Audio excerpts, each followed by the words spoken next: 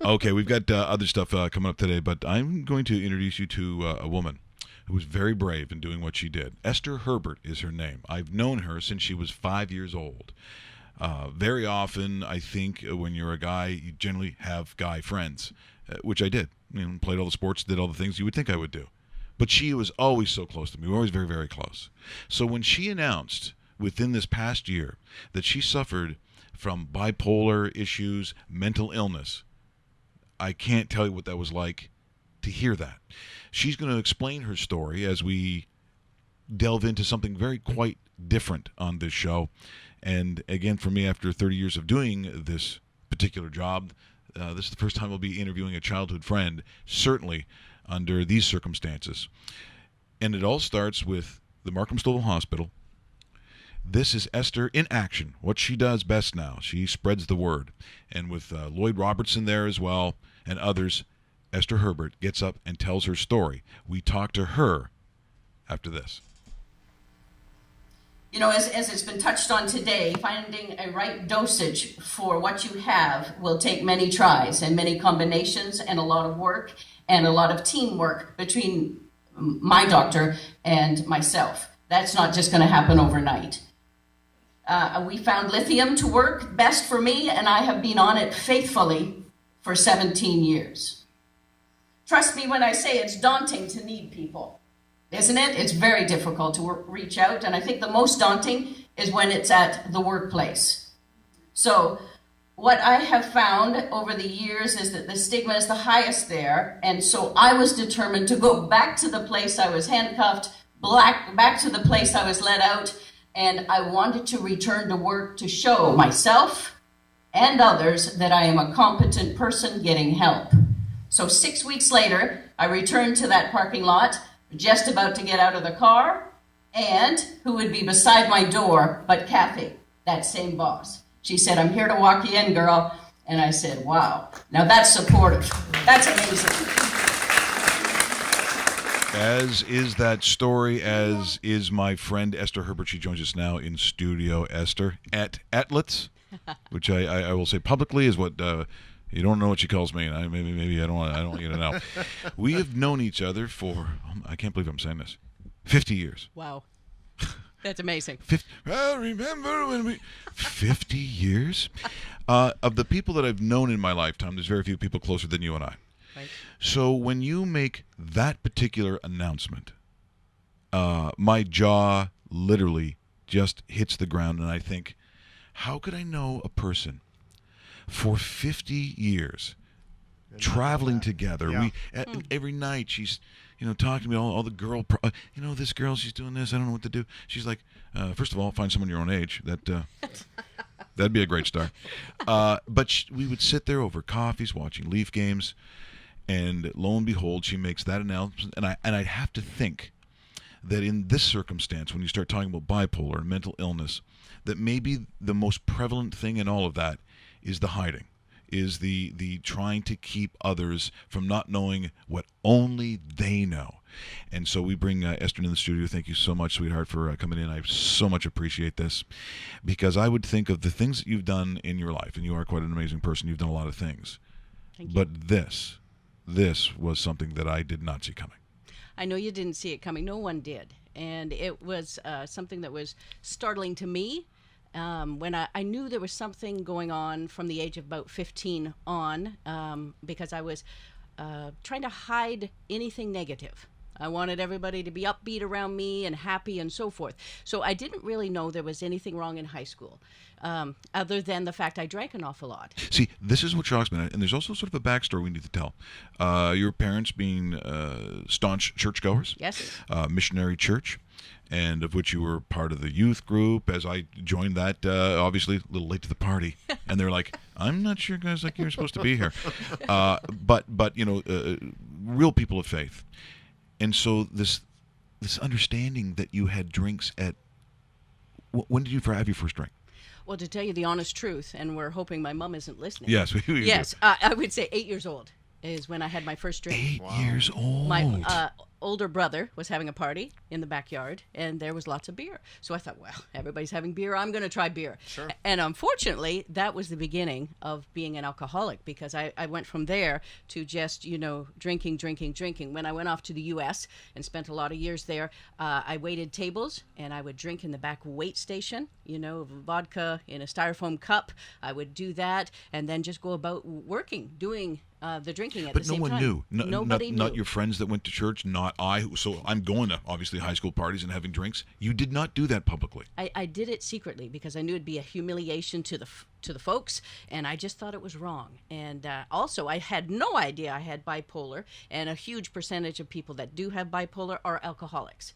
So, I didn't realize any of this. And it wasn't until the year, if we're racing ahead here, till the year 2000, that's when I had this experience at work where I, had the complete break. Now, you should explain, because they have not seen that. So take us to 2000, because when you're telling this story, Dave's looking at me because I'm watching it on my phone. He goes, who is that? I go, my childhood friend since kindergarten. That's right. And he goes, what is this story? Explain what happens in 2000. Okay, so I had procured a great job. I loved it. It was independent. I was in charge of fossil watches, and I was my department.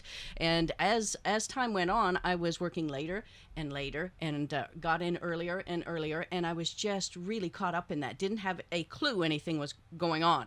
But so that whole week, I was kind of obsessed with cleaning the bathroom at work. So I would go in, clean the sink, clean the walls, use toilet water of all things. And I would just do it. If anybody came in, I would stop, because I thought there, on some level, something was wrong. But then on that Friday of that particular week, which was April 7, 2000, I was really, really obsessed with it. And I left there after cleaning, went a short walk up the hallway to my boss's office, and she was not there. So I went in and I locked the door. I sat at her desk. I put my feet up. I really believed I'm boss for the day, and I'm just I answered the phone as Kathy, hi, what can I do for you? All that stuff. I didn't have a clue what was going on. So it just perpetuated throughout the office that, there's something wrong. We can't get in. The maintenance man was off, so he didn't have an extra set of keys. So the door is still locked. It's still locked. And they're watching this show go on. Yeah, they're outside. They're looking in, trying to look through the window, and they didn't know. They're pounding. They're calling, and I wouldn't open it for anything. Yeah. And I wasn't cognizant as to what was going on. Next thing I know, they had called the police, and the fire truck, ambulance, everything arrived. They broke into the office. They handcuffed me, and they took me down a long hall, it seemed, until we went out to an ambulance waiting to take me to Markham Stouffville Hospital. And I'll have to say that the people in retrospect were amazing. They took all of the staff and put them in the back warehouse so that nobody saw me being handcuffed and let out. Yeah. So I was very happy in the looking back on that. But I went off to Markham Stouffville, and the nurse that helped me that night said that we were giving you sedatives because you were so high. And she said, I've never given so many sedatives to anyone in my 20-year nursing career, because I was so up there. So finally came down, met Dr. Mark Berber. He diagnosed me with bipolar. I had never been diagnosed with that. I was misdiagnosed with depression before many times because I exhibited depression. But if you give antidepressants to a person that's bipolar, it can make it worse. And that's what happened with me. So it's misdiagnosed. Misdiagnosed over and over. And bless their hearts, they tried. They were just seeing that. Nobody saw the highs. Nobody asked me about the highs. So I'm a big proponent of saying, ask the questions, because I was never asked, do you ever have super highs? I would have said yes, and the super lows, and they would have put it together. But Dr. Mark Berber did. He put me on medication. It takes weeks to get that regulated. But then after that, I thought, okay, I've got bipolar. I'm medicated. I'm an alcoholic sober, because I'm 26 years without alcohol, which is a wonderful thing. Congratulations. Thank you so much. Yeah, Thank you. Seriously, and you're Mike Richards' friend? Yes, and we're still friends. So without the alcohol and the medication, I was fine. 17 years goes by. I didn't tell anybody but a tiny circle of friends. My current boss, my best friend, just a few. Sure. But then they asked me if I would talk at Bipolar Days at Markham Stouffville Hospital. And I thought, yes, what an opportunity. So I spoke October of last year, and that was And the spoke very well, by Yeah, the way. and it was thank yeah, you. it was great. Tremendous. Tremendous. Thank you. Tremendous. So the first time doing that was so exciting, and now I've kicked off a run in Unionville talking about bipolar. I've been in 2 magazine articles, and now I'm on the Mike Richards show. Woo! I mean, this is the pinnacle. Yeah, there you go. We are in conversation with Esther Herbert. She's talking about her issue with mental illness, bipolar, and I think sometimes because we hear those words, sometimes we really maybe still don't quite understand, which is why you do what you do. So if you take us back into those high school years, which I would have seen you basically every single day, and I knew nothing. She was always upbeat, always like, here comes good old Ed, right? It was well hidden, yeah. right? Yeah. Exactly, Dave. Yeah. So what was the indicator as a teenager? What was saying to you that you weren't right? What were the feelings? What goes through a teenager's mind who, for all of us, is a big enough struggle to begin with? But what is it that you didn't recognize or you thought was different that, say, you wouldn't tell someone like myself or any of your close friends or a brother or a sister or your mom? What is it that you were hiding? What happens? Well, I had a lot of thoughts that I thought were kind of normal for me, but I'd check with other friends and they weren't. Like I would be racing thoughts, and it's hard to describe that because you're just thinking about 6, 7, 8 thoughts at once, and you're trying to filter that down. And if you can't, you get anxious and agitated. So I drank, to calm myself on that. So is that self-medicating? Is Very that what much. that is? Yes. Okay. Yeah. I did a lot of that. And, I also believed that people didn't really want to be around me unless I was upbeat, So I thought I'll be a chameleon. I'll be whatever anybody wants. Sure. At, the lunch tables at SDSS, I would be at any one of them and feel comfortable. I mean, the geeks and the nerds and the band and the jocks. I mean, I'd visit them all, Right. And I thought this is the way you're going to be successful. So unfortunately, when you do that, you just have mask after mask. And the authentic Esther was not there. And, I would be as much as I could be myself in front of you, but still you're hiding back because you don't want to be rejected. You don't want somebody to say, oh, you're really strange. I don't want to be a part of you, right? That's the key to any teenager, I think, is they want to have a clique. They want to have a group. They want to feel like they're in there, right? And so I tried to be a bit of everything. But then in that, you lose yourself. Right. Well, I mean, and again, I look at what you're doing now, and you are a person of faith. So we talked to Jerry Organ the other day, who famous place kicker for the Rough Riders, and we got into a discussion about, well, you find yourself in a place that you didn't choose, but maybe it was chosen for you. Very good. Right? So I think that what you're doing now truly is God's work. Thank you. Because, and I'm sure you feel deep down, not only as someone who's suffered from these instances, but as a Christian person, that this is the right thing to do, and maybe this is your calling. Well, people say, you're so brave. And I'm thinking, well, I appreciate that. And I always say thank you. I mean, you want to be kind that way. But my path is chosen. I believe, that God really wants me to tell people it's okay, that you can get help, talk about it. There's somebody out there that loves you and is concerned about you. And I mean, if you don't have that, find a professional. I mean, there's some way you can get some help. But my faith is the thing that keeps me going. It gives me great strength. It used to be something I wasn't familiar with, and I thought it was rules and regulations. For me, it's a relationship. And it's just the most wonderful thing in the world. And you want to tell everybody, you don't want to be down their throat, but you want to say, hey, if you need help, God can help you. And I know he'll do it because he did it for me. And he does it every day. It's not something that you get way back here and whew, that's it. Yeah. It's an everyday thing. And see, what I really appreciate about it, and Dave and I have known Pinball Clemens for almost most of our career, is that once you get into that subject of talking about religion, certainly, or you talk about born-again Christianity, these kinds of things, it makes people feel very uncomfortable. Yes. But if you meet a Michael Clemens, he's never once, as they say, witnessed to me. He's never, ever since and Dave, No. unless No. you've seen something, Awesome. it's by example, Nice. which is what you're doing. Thank you. Is the example. But I still would think, when you go through something that you battle every day, that do you question yourself? Do you think, is there still the part of that illness that you have to fight in order to do this? I have to be 100% honest. It is a battle. at times and at days you just don't even want to get out of bed, you let alone go to work and then put on a smile and do your thing, but that I know everybody has their own, as my mom calls it, a bag of rocks to carry around with them. And this is my particular bag of rocks. Doesn't make me unique from anybody else, but I'm just proud to say that I pick it up and I go every day, and that's a good thing. You mentioned something earlier that I kind of wanted to touch on. So when you met with the doctor originally, and you said there was a time where the prescription was made out, but there was that fine-tuning period. Can you take us through that and how that exactly works if there's somebody listening to this today and watching and figuring that out? Because it's not just, this will work, Esther. No. Take that. Like how did that process work, and how long was that adjustment to that? Okay, excellent question. It is a challenge for the doctor and the patient, both. Everybody's different. Everybody's different. Their chemistry, their body, everything. What they put in, everything. So I started on many different doses of lithium when I started. And, they were jacked way high, and then they were low. And in the interim, you're sick. You have, physical problems, down, up, everywhere. Yeah. And it's not pleasant. You get headaches. And then you're trying this for 2 or 3 weeks before you see, okay, this isn't working. Exactly. Right? And then you're given another dosage, and you're going to try that for 2 or 3 weeks.